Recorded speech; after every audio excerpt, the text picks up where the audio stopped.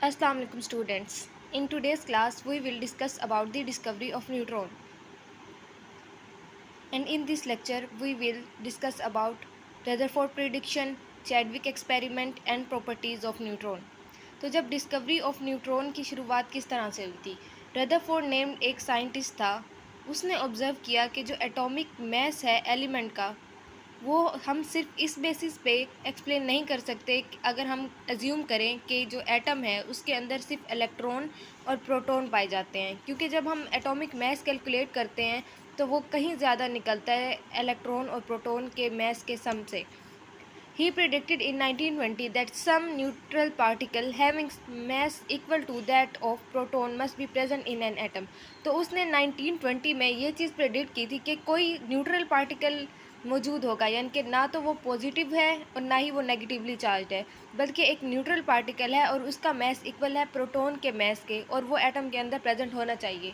हमने ये बात डिस्कस की थी कि जो प्रोटॉन का मैस है वो 40 टाइम्स ग्रेटर है देन मैस ऑफ इलेक्ट्रॉन। तो हमें ये बात इससे पता चलेगी कि जो प्रोटॉन और न्यूट्रॉन है वो मैस में इक्वल हैं। 10 scientist were in search of such a neutral particle. तो जो साइंटिस्ट थे उन्होंने अपनी तलाश शुरू कर दी कि आखिर कौन सा न्यूट्रल पार्टिकल पाया जाता है यहाँ पे। जैसे कि हमने पहले भी पढ़ा था कि जब भी कोई साइंटिस्ट एक प्रेडिक्ट कर लेता है और अपनी ऑब्जर्वेशन दे देता है तो दूसरे साइंटिस्ट अपने एक्सपेरिमेंट स्टार्ट कर देते हैं उसकी सर्च में कि आल्दो उसने सही कहा है या उसने ये चीज़ गलत कही है, ताकि वो एक और नई चीज़ को ऑब्जर्व कर सकें। इवेंचुअली इन 1932, तो आखिरकार 1932 में चैडविक नेम्ड एक साइंटिस्ट था, उसने डिस्कवर किया न्यूट्रॉन, और उसने इन न्यूट्रॉन को डिस्कवर करने के लिए एक एक्सपेरिमेंट किया। और उस एक्सपेरिमेंट में उसने बेरिलियम टारगेट लिया, यानी कि जो बेरिलियम एटम से मिलकर बना हुआ था। यहाँ पे BE बेरिलियम एटम को शो कर रहे हैं, 4 उसका एटॉमिक नंबर है और 9 उसका मैस नंबर है। और यहाँ पे हीलियम एटम जो है वो अल्फ़ा पार्टिकल्स को डिनोट कर रहे हैं। तो जब बेरिलियम टारगेट के ऊपर अल्फ़ा पार्टिकल्स को बम्बार्ड कराया गया, he observe that highly penetrating radiations were produced.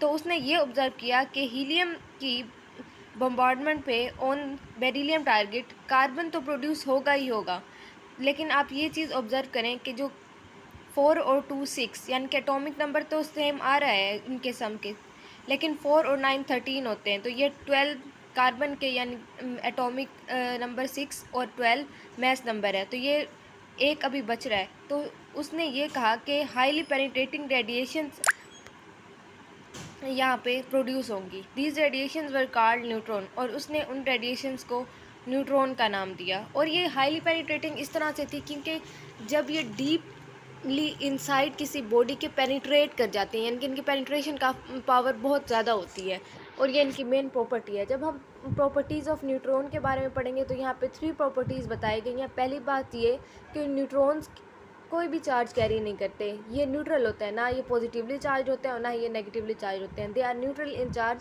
And second ये बोल रहे हैं कि दे आर हाईली पेनिट्रेटिंग, जैसे कि मैंने आपको अभी बताया कि ये किसी भी बॉडी के अंदर डीपली पेनिट्रेट कर जाते हैं, ये इनकी स्पेसिफिक प्रॉपर्टी है। Mass of these particles was nearly equal to mass of proton, और ये बात हमने पढ़ी है कि जो इनका मैस है वो प्रोटॉन के मैस के इक्वल है। और हमने ये बात पढ़ी थी कि जो प्रोटॉन का मैस होता है वो 1840 टाइम्स ग्रेटर होता है to the mass of electron. So that was all about today's lecture. पहले हमने रदरफोर्ड की प्रेडिक्शन पढ़ी कि उसने प्रेडिक्ट किया कि कोई न्यूट्रल पार्टिकल मौजूद होगा इलेक्ट्रॉन और प्रोटॉन के अलावा। फिर चैडविक ने एक्सपेरिमेंट किया, और एक्सपेरिमेंट के बाद उसने ये डिस्कवर किया कि हाँ जी, कोई पॉजिटिव और नेगेटिव पार्टिकल नहीं बल्कि न्यूट्रॉन पाया जाता है जो कि न्यूट्रल है, और वो हाईली पेनिट्रेटिंग रेडिएशन है। और फिर उसने प्रॉपर्टीज़ ऑफ न्यूट्रॉन बताई कि न्यूट्रल है, वो हाईली पेनिट्रेटिंग है, और मैस ऑफ दीज पार्टिकल्स जो है वो प्रोटॉन के मैस के इक्वल है। सो that was all about today's lecture. Thank you.